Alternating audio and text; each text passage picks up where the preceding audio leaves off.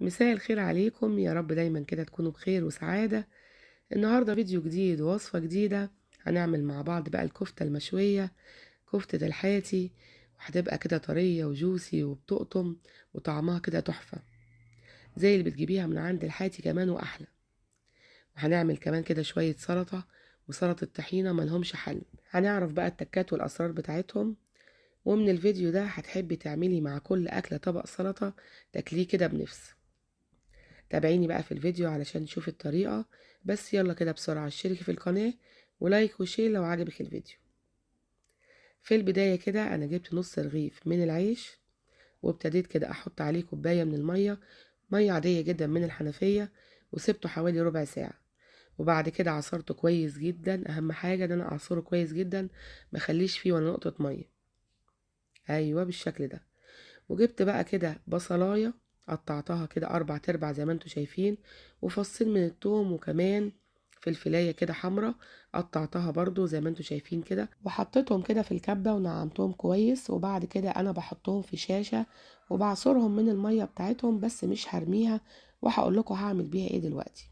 حطيت العيش على اللحمة ونص حزمة من الخضرة، بقدونس على كزبرة على شبت، وكمان حطيت البصل والفلفل اللي انا ضربتهم في الكبة وعصرتهم كويس من المية.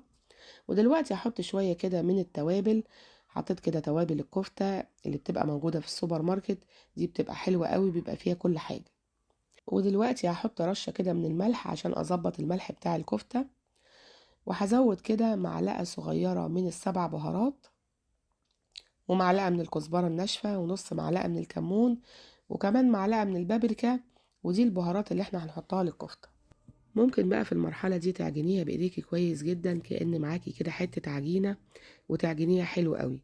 بس أنا لقيت الكبة كده جنبي لسه ما غسلتهاش، فحطيت كده اللحمة بالبهارات بالحاجات اللي احنا حطيناها في الكبة، ولفتها كده كذا لفة لغاية ما بقت معايا بالشكل ده.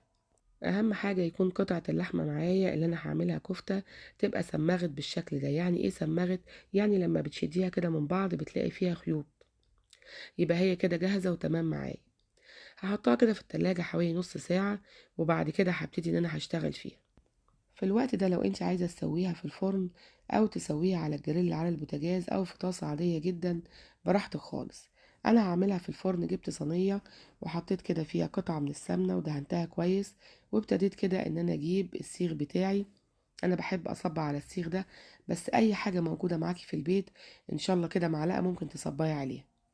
والمية اللي انا بصبع بيها دي مية البصل والفلفل اللي انا عصرتها من البصل اللي انا عملته في الكبة.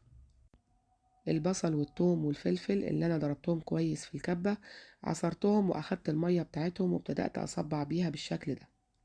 دي بتديني ريحة حلوة قوي للكفتة لما بتدخل الفرن.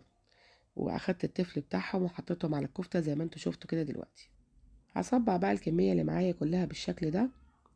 ودلوقتي بقى هجيب مية البصل اللي اتبقت معايا بعد ما صبعت الكمية كلها، وهحط عليها كده رشة من البابريكا، وكمان معلقة من زيت الزيتون. زيت الزيتون بيلمع الكفتة حلو قوي، وكمان البابريكا هتديلها لون حلو في الفرن. وقلبتهم كده بالشكل ده. وحبيت ان انا احط كده شوية من الخضار، طماطماية وفلفلاية وكمان قرن شطة، وكمان ممكن تحطي بصلاية برضو بتبقى حلوة قوي. وهشويهم كده في الفرن مع الكفتة. ودلوقتي بقى الفرن بتاعي سخن جدا. اهم حاجة تدخلي الكفتة على فرن يكون سخن جدا، ما يكونش بارد، على درجة حرارة 220، بتقعد حوالي نص ساعة. ولما الكفتة كده دخلت الفرن، انا قلت بقى اعمل شوية طحينة وشوية سلطة خضراء.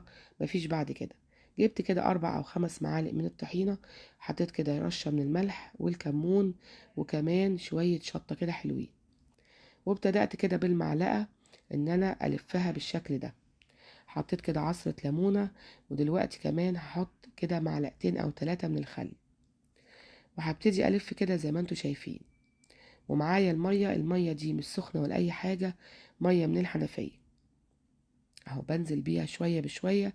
وابتدي ألف بمعلقة أو شوكة أو مضرب يدوي أو أي حاجة متوفر عندك ممكن تعملي بيها.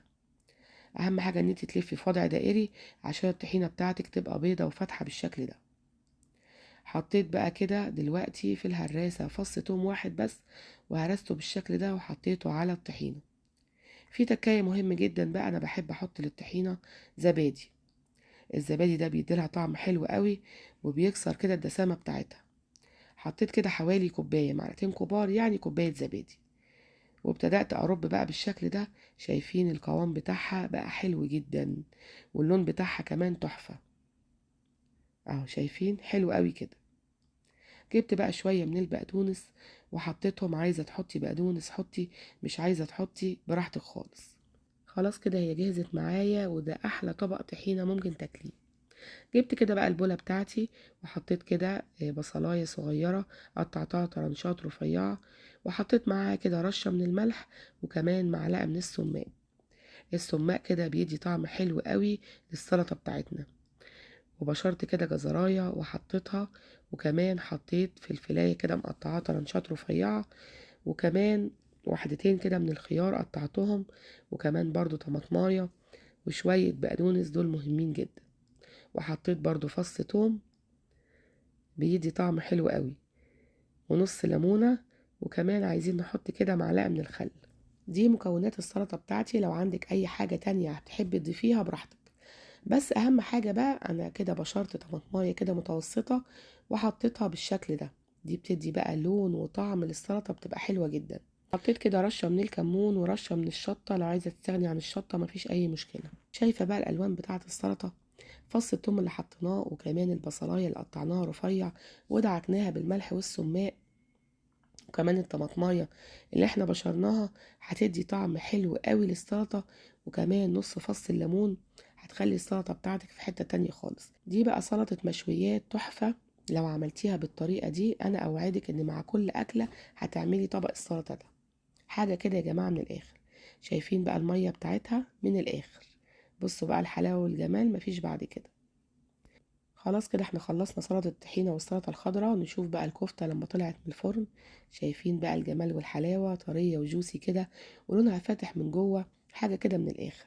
بجد الجمال عدى الكلام. شايفين بقى الحلاوة والجمال. جبت كده طبق للتقديم وقطعت بقدونس زي ما انتوا شايفين كده، وحطيت الكفتة بقى. الكفتة بتاعتنا يا جماعة ضرب نار، والسلطات حاجة كده مفيش بعد كده. ممكن كمان تعملي معاها رز بسمتي، بيبقى حلو جدا مع الكفتة. وممكن كمان تاكليها زي النهاردة كده مع العيش والسلطات، بتبقى تحفة جدا. شايفين بقى السلطة اللي احنا عملناها مع بعض، حاجة كده من الآخر.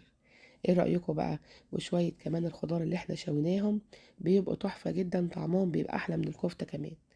بصوا بقى المية بتاعة السلطة، ده بقى اللي بيقولوا عليه ويسكي الغلابة، بجد حاجة كده من الآخر.